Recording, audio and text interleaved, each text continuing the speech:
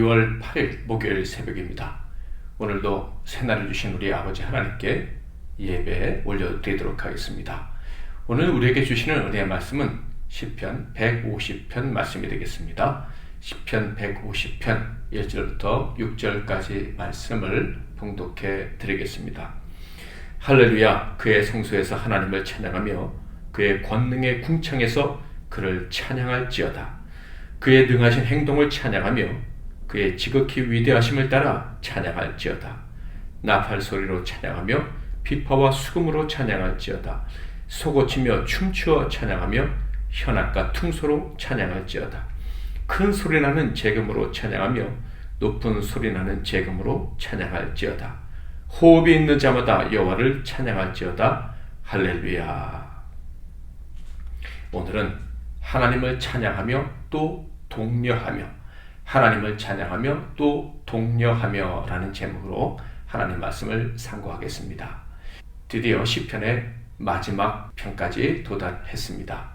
총 150편의 시편을 강의하기 시작할 때 언제 끝나나 이런 생각을 해본 적이 있습니다.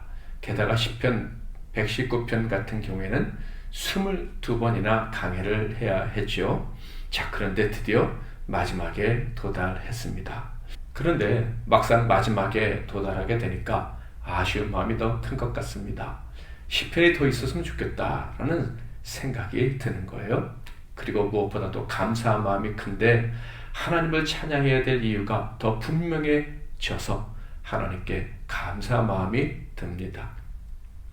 하나님을 찬양할 이유가 분명해졌는데요. 시편 150편을 보면 평생 하나님만을 찬양해야 된다라는 사실이 더 분명해지고요. 뿐만 아니라 평생 하나님을 찬양하는 이 복된 일을 세상이 알게 해야겠구나. 세상이 하나님을 찬양해야 된다는 사실을 알릴 뿐만 아니라 강력하게 권면, 독려해야겠구나라는 생각을 하게 됩니다. 이런 생각을 할 수 있음에 감사한 마음이 드는 거예요. 자, 시편 150편에서는 찬양에 대해서 어떻게 노래하고 있고 또 우리에게 권면해주고 있나요? 첫 번째로는 언제 어디서나 찬양해야 된다라고 가르쳐주고 있습니다. 1절을 볼까요? 할렐루야, 그의 성소에서 하나님을 찬양하며 그의 권능의 궁창에서 그를 찬양할지어다. 먼저 성소에서 찬양하라 라고 외치고 있습니다. 성소가 어디입니까? 하나님이 임재하시는 곳, 나아가 그 임재하신 하나님께 우리가 예배하는 자리죠. 그러니까 하나님의 임재를 느끼고 예배하는 그 특별한 거룩한 장소에서 우리는 찬양해야 된다라는 거예요. 그런데 더 나아가서 그의 권능의 궁창에서 그를 찬양하라. 무슨 말씀입니까? 온 세계 가운데서 찬양해야 된다는 거예요. 온 세계의 창조주가 누구십니까? 온 세계의 주인이 누구십니까? 바로 하나님이시다. 그러므로 사람은 어디에 있든지 간에 어떤 시간, 어떤 장소에 있든지 간에 하나님을 찬양해야 된다. 온 세계 가운데서 하나님을 찬양하는 저와 여러분이 되기를 바라고, 온 세계 가운데 가득 차 있는 하나님을 향한 찬양을 발견하고 그 소리를 들을 수 있는 저와 여러분이 되기를 주님의 이름으로 축복합니다. 또한 찬양의 대상이신 하나님의 속성에 대해서도 이야기하는데 그 하나님의 속성을 기억하고 찬양하라 라고 시인은 노래하고 있어요. 자, 1절에 보면 할렐루야, 그의 성소에서 하나님을 찬양하며 그의 권능의 궁창에서 그를 찬양할지어다. 우리말 성경에는 하나님이라는 단어가 한 번 나오지만 히브리어 성경에는요, 여호와라는 이름이 나오고 엘이라는 하나님에 대한 호칭이 2번이나 등장을 합니다. 여호와 하나님을 이야기할 때는 언약을 주시고 언약을 성취하시는 하나님을 이야기하는 거예요. 하나님은 우리에게 언약을 베풀어 주시고 그 언약을 영원토록 이루어 주십니다. 그 하나님을 기억하면 하나님을 찬양하지 않을 수가 없죠. 세상 사람 중에는 믿을 만한 이가 없어요. 자연 만물도 당연히 믿을 수가 없지요.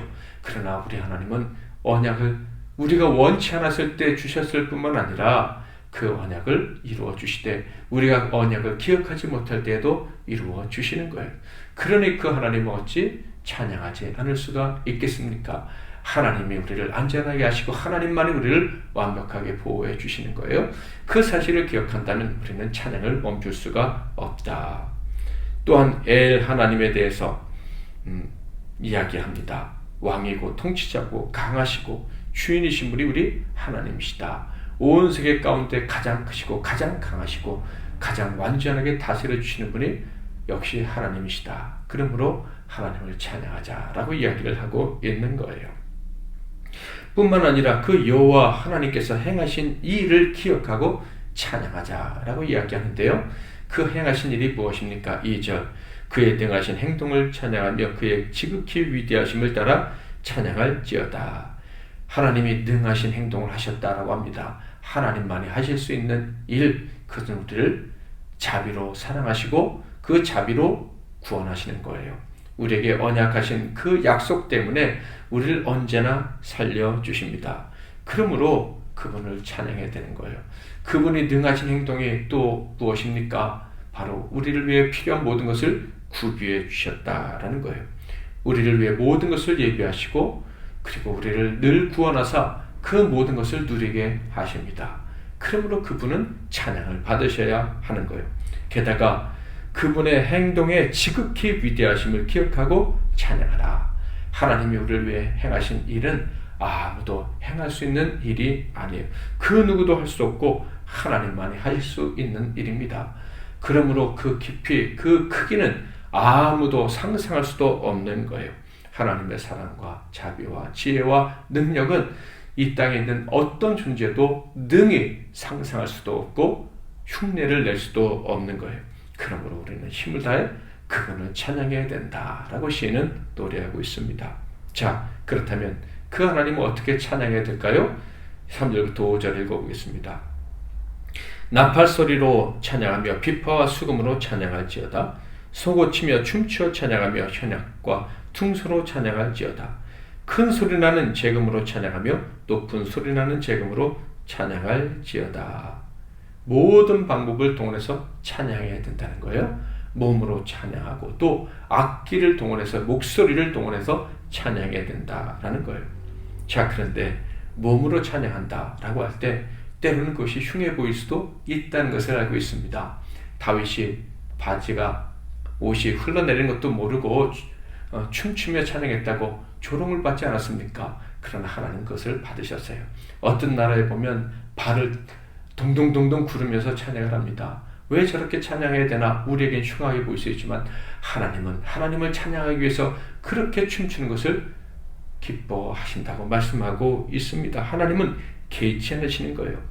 때로는 어떤 악기는 다른 나라 사람들, 다른 문화 사람들에게는 시끄러워 보일 수도 있고 방정맞게 보일 수도 있고 음악적으로 그렇게 아름답게 들리지 않을 수도 있어요. 그러나 하나님은 개의치 않으십니다.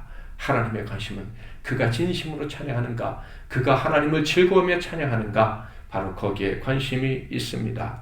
하나님은 어떤 방법을 동원하든지 즐거운 마음으로 온 마음으로 찬양하면 기쁘게 받아주십니다. 시인은 그 하나님의 마음을 알고 있기에 모든 악기를 동원해서 큰 소리 나는 악기든 작은 소리 나는 악기든 춤을 추든 아니면 조용히 몸을 흔들든 어떤 마음으로 어떤 모습으로 찬양하든지 하나님 기쁘게 받아주실 것이다 라고 이야기하고 있어요.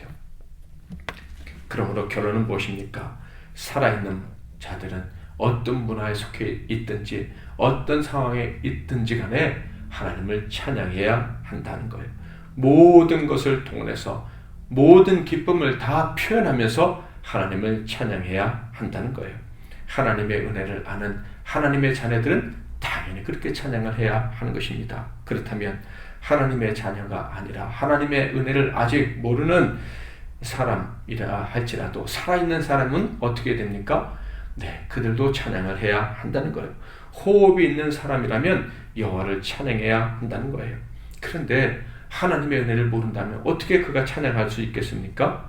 바로 그런 사람들을 위해서 미리 이미 하나님의 은혜를 아는 사람들은 권면하고 복음을 전해야 한다는 거예요. 복음을 전해 구원하고 그들도 하나님을 찬양하도록 독려해야 한다는 거예요. 사랑하는 성도 여러분, 우리 믿는 사람들과 혹은 믿지 않는다 할지라도 세상에 살아서 숨을 쉬는 모든 사람들은 하나님을 찬양해야 합니다. 항상 기뻐하고 쉬지 말고 기도하고 범사에 감사하라. 이 말씀은요, 모든 사람은 삼위의 하나님을 찬양하며 그분을 기뻐하며 살아야 한다는 것입니다. 먼저 믿은 저희들은 당연히 찬양을 해야 하고요. 아직 주를 알지 못해서 찬양을 해야 되는지조차 모르는 사람이 있다면 우리가 그들을 깨워 찬양하도록 만들어야 하는 거예요. 복음을 전해 하나님의 은혜를 알게 하고 그들에게 찬양을 하도록 독려해야 하는 것입니다. 사랑하는 성도 여러분, 우리의 생명, 우리의 호흡이 다하는 날까지 하나님의 은혜를 기억하고 기뻐하며 찬양할 수 있기를 바랍니다. 뿐만 아니라 찬양을 해야 된다는 사실조차 모르는 자들이 찬양을 할 수 있도록 복음을 전하고 독려하며 살아가는 저와 여러분이 다 될 수 있기를 주님의 이름으로 축원합니다. 우리 평생 할렐루야 하나님을 높여드리며 찬양하다가 할렐루야 찬양하며 하나님 나라에 들어갈 수 있기를 주의 이름으로 축복합니다. 오늘 추천해드리는 찬양은요, 내 평생 사는 동안입니다. 제가 잠깐 기도하고 여러분 찬양하고 기도하며 하루를 시작할 수 있기를 주님의 이름으로 축원하고 특별히 평생 하나님을 찬양하며 살아가는 종들이 다 되시기를 주님의 이름으로 축복합니다. 하나님 아버지, 오늘 시편 제일 마지막 장 150편 말씀을 통해서 우리가 평생 하나님을 찬양해야 할 사람들이며 또한 호흡 있는 모든 사람들에게 하나님을 찬양하도록 독려하며 살아가야 될 운명임을 가르쳐 주시니 감사합니다.